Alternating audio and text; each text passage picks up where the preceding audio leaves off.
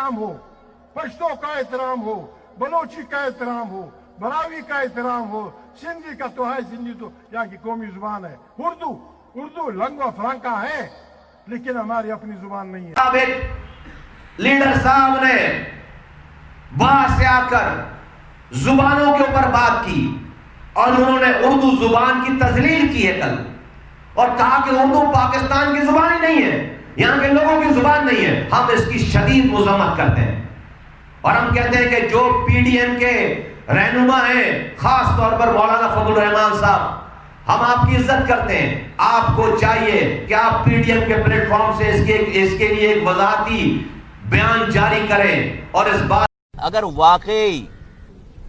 वाकई आप हुकूमत को, जिसको आप सेलेक्टेड कहते हैं और गैर आईनी हुकूमत कहते हैं, अगर आप सब लोग ओपोजिशन वाले वाकई अपनी कॉज से मुखलिस हैं कि आपको इस हुकूमत को हटाना है, 1 घंटे में हुकूमत खत्म हो जाएगी। इस्तीफा दो, सारे इस्तीफे दे दो, सारे इस्तीफे दे दो। पीएमएलएन इस्तीफा दे दे, पीपल्स पार्टी इस्तीफा दे दे, और जितनी छोटी बड़ी जमातें इस्तीफा दे दे, हुकूमत खत्म हो जाएगी। ये ड्रामे करने की क्या जरूरत है?